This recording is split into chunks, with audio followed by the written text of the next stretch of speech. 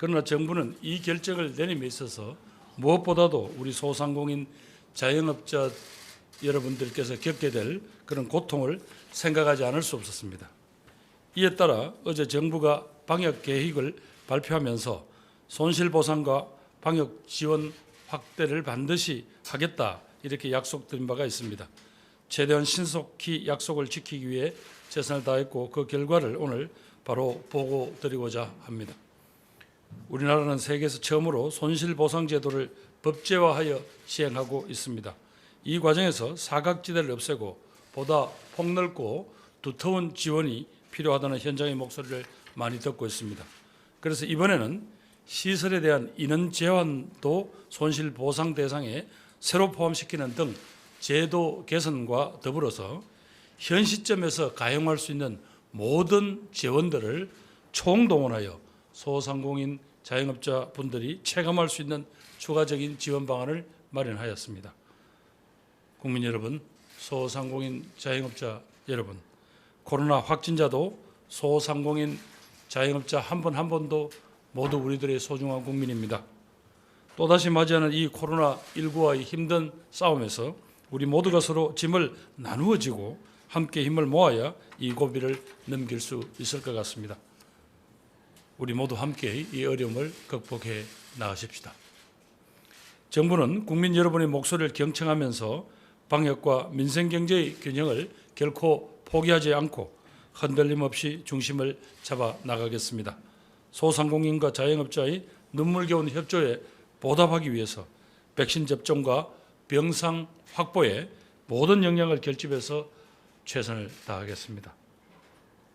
제가 드린 말씀에 이어서 경제부총리와 중기부 장관께서 방역조치 강화에 따른 소상공인 자영업자 지원 방안에 대해서 중요한 내용을 설명해 주시겠습니다. 국민 여러분, 소상공인 자영업을 종사하시는 여러분, 힘든 시기 다시 여러분들에게 고통을 강요드리게 되어서 대단히 죄송합니다. 그러나 모두 함께 이 어려운 시기를 극복할 수 있도록 정부는 최선을 다하겠습니다. 정부를 믿고 함께 이 어려운 시기를 극복해 내는데 모두 최선을 또 모두 함께 동참해 주시기를 거듭 호소드립니다. 감사합니다. 다음은 홍남기 경제부총리의 소상공인 자영업자 지원 방안 관련 설명이 있겠습니다.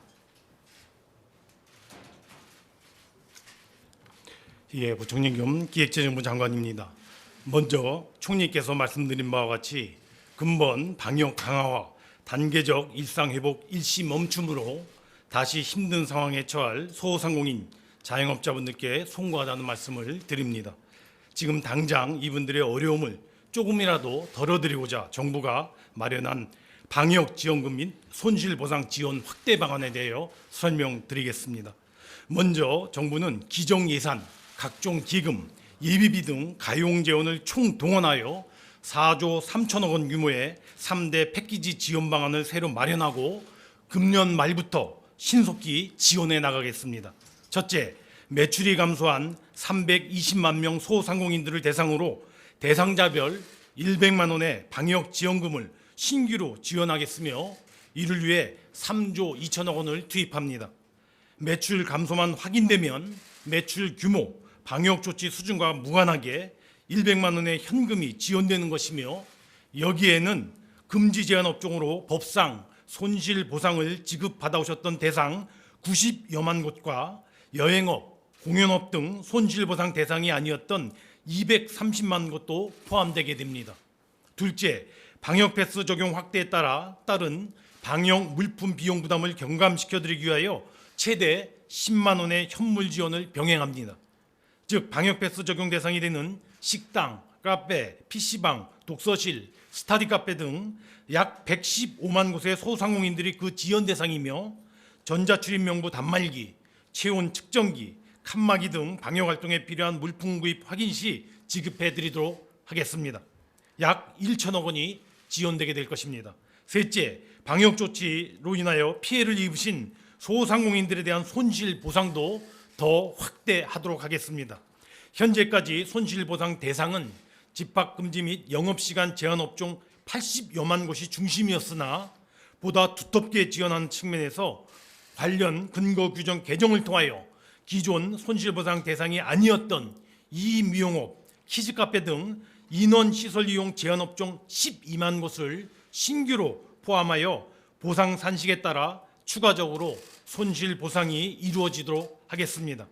또한 손실보상 분기별 하한 지급액도 이제까지 10만 원에서 50만 원으로 대폭 상향하여 지급하고자 합니다.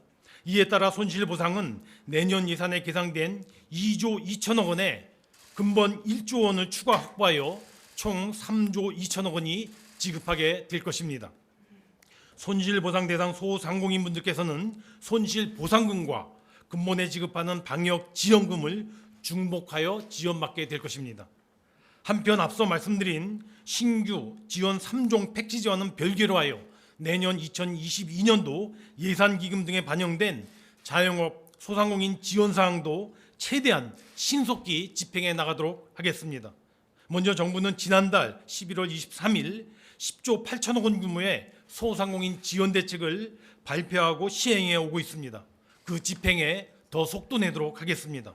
특히 손실보상 대상이 아니었던 업종을 주 대상으로 최저 1%의 초저금리 자금을 최대 2천만 원까지 융자 지원키로 하였는 바 35조 8천억 원 규모의 이와 같은 지원 자금이 최대한 신속히 공급되도록 해 나가겠습니다.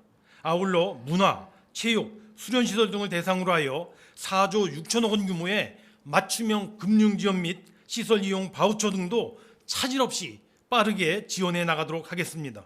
한편 소상공인들의 생업터전인 지역 골목 상권의 온기 회복을 위하여 내년에 지역사랑 상품권 및 온누리 상품권 33조 5천억 원도 발행되도록 하고 있는 바 방역으로 인한 내수 제약을 상당 부분 완화해 줄 것으로 기대됩니다.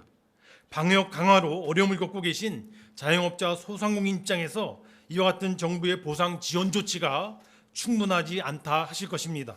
정부로서는 무엇보다도 먼저 이러한 지원책들이 현장에서 적기에 신속하게 집행되도록 최대한 경주해 나가도록 하겠습니다. 아울러 자영업자 소상공인분들이 궁극적으로 마지막 고비를 잘 넘길 수 있도록 앞으로 더 절박한 마음으로 다양하고 중층적인 정책 지원 노력에 정부는 총력을 기울여 나가겠습니다. 감사합니다. 다음은 권칠승 중기부 장관의 집행 관련 사항 설명이 있겠습니다.